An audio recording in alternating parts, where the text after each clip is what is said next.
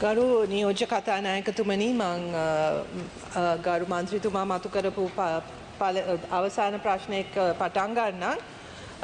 ගරු නියෝජ්‍ය කතානායකතුමනි අපි ඔබ දන්නවා පහුගිය ආණ්ඩු විදුහල්පති පත් කිරීමේ ක්‍රියාවලිය සෑහෙන අර්බුදයකට පත් කරලා තිබ්බා. නිසි ක්‍රමවේද පාවිච්චි නොකර වැඩ බලන විදුහල්පතිවරු පත් කරමින් අවුරුදු ගානක් ඒ අයටත් අසාධාරණයක් වෙනවා, පාසලටත් අසාධාරණයක් වෙන විදිහට මේක අතිශයින්ම ප්‍රශ්නකාරී තැනකට ඇද දාලා තියෙනවා. අපි මේක නිවැරදි කරමින් යන්නේ මේක හරි ක්‍රමවේදයක් අනුව දැනට පවතින රෙගුලාසි අනුව විදුහල්පති තනතුරකට සිටිය යුතු පුද්ගලයෙක්ගේ තිබිය යුතු ක්වොලිෆිකේෂන්ස් අනුව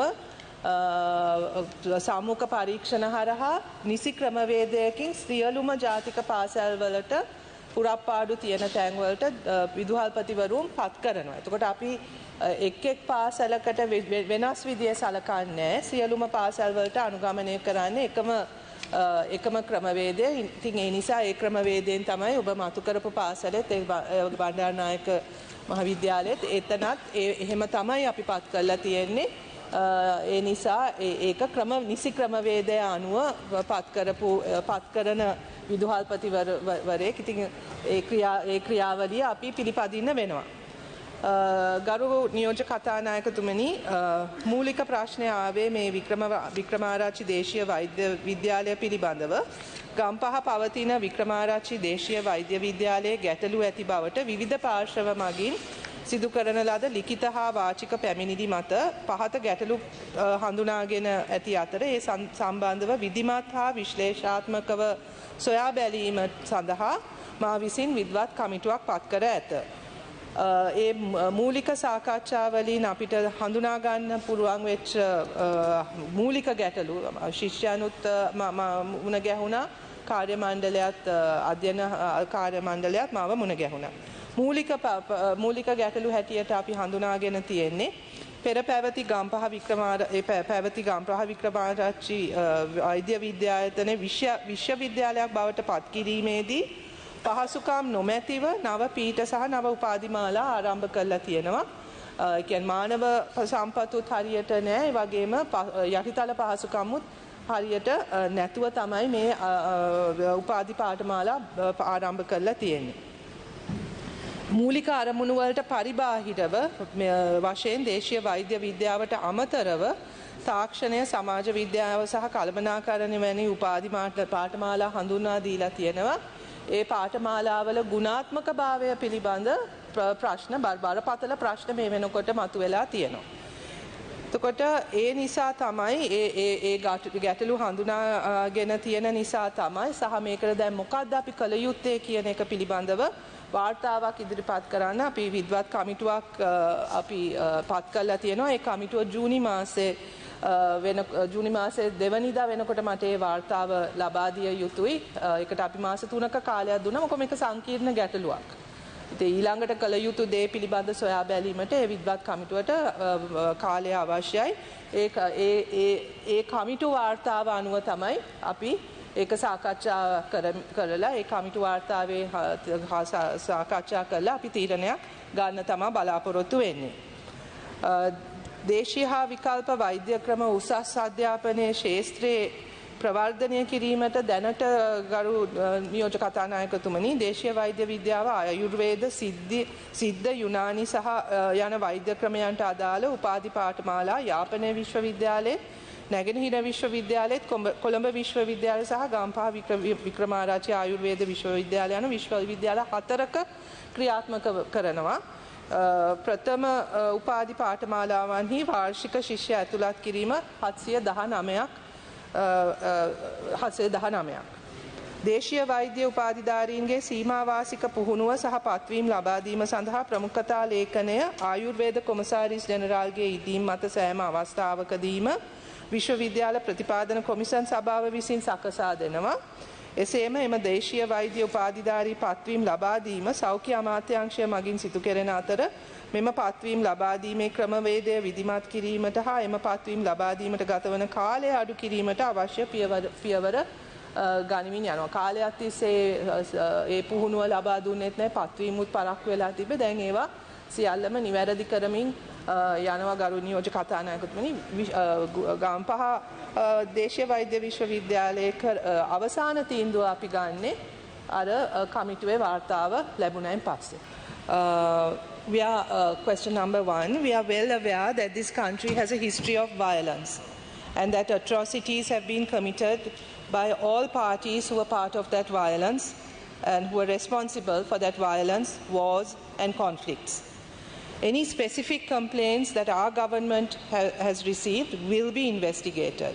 If the Honourable Member wishes to submit details of any particular emblematic cases he has in mind, we can furnish more specific details.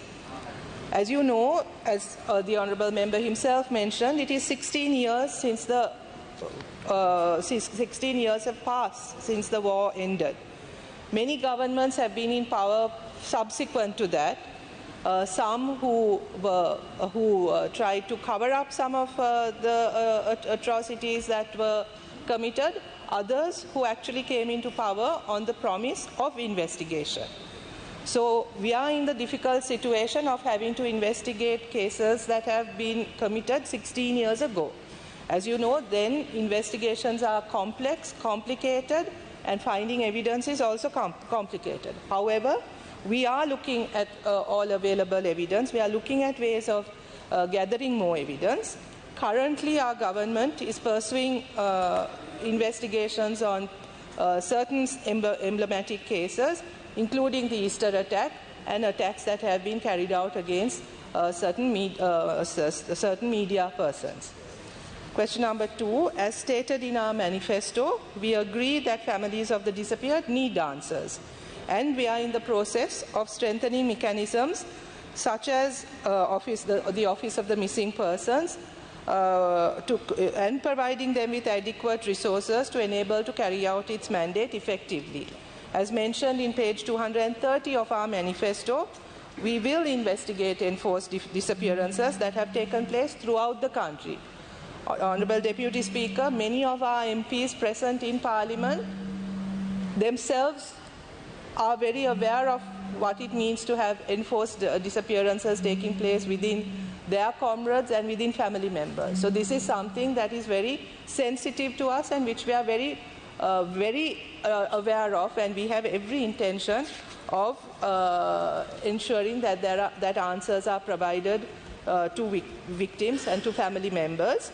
But we intend to do it according to due process, which is why we are in the process of strengthening the mechanisms necessary to do so. Question 3, we acknowledge that there has been abuse of power in the past, leading to wrongful charges and even convictions against people who have held different political views to those in power. We do not intend to go down that path ever.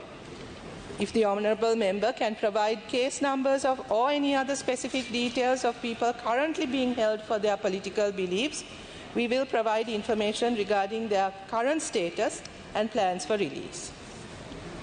4, we stand by our commitment to repeal the PTA, the Prevention of Terrorism Act. Cabinet has already approved the paper submitted by the Ministry of Justice to appoint a committee to provide recommendations for the repeal of PTA. Given the urgency of this issue, we have instructed the committee to proceed fast and provide a white paper as soon as possible for wider consultations on repealing PTA as well as new legislation for ensuring national security. In the meantime, when dealing with national security, we have no option but to act within the existing laws. Also, I would like to add that there are political parties who have been part of all governments, specifically between 2015 and 2020, who frequently abuse the Prevention of Terrorism Act, but who when they were in power or when they were supportive of such regimes, did not raise these issues. However, we take this quite seriously. It is in our manifesto, and once again, let me repeat, we stand by what is in our manifesto. 5, once again, we acknowledge that in the past, there were politically motivated land grabs. As stated in our manifesto, page 231, we will not allocate or distribute land with the intention of altering ethnic composition in particular areas. We also acknowledge that past governments have actually started releasing land held by the military. We are also in the process of identifying remaining land that is with the military and land that can be released. And I am tabling more detailed information about the land that has been currently identified for release by our government.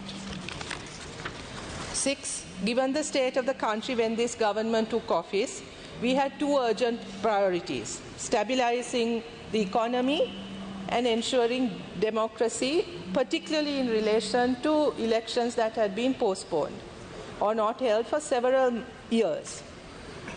These were our two urgent priorities. So in order to stabilize, we are in the process of stabilizing the economy.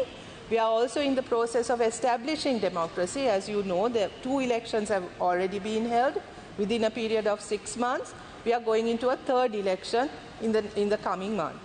There is another election to be held, and that is the provincial council elections, which have been pending for several years. Once these are completed, we intend to fulfill our promise in the manifesto and start working on the new constitution. We do not think that this will require a lot of time, since a lot of work has already been done with regard to what needs to go into a new constitution, as well as public consultations that were held with regard to constitutional reform, and we do not intend to reinvent the wheel, but move from what has happened, the work that has already been done inside the parliament as well.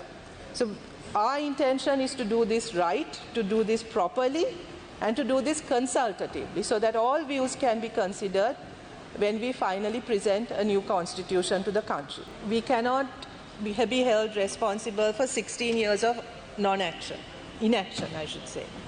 We have only been in power for 6 months, and within that period, we have to build mechanisms and processes and strengthen the institutions that can carry out these investigations and inquiry and deliver justice. That is our task. It is not that we can personally go and make these inquiries. What is important is that institutionally, we are, as a country, we are able to deal with such cases, because that has been the problem in the past. That the institutional failure, systemic failure, is what led to these things in the first place.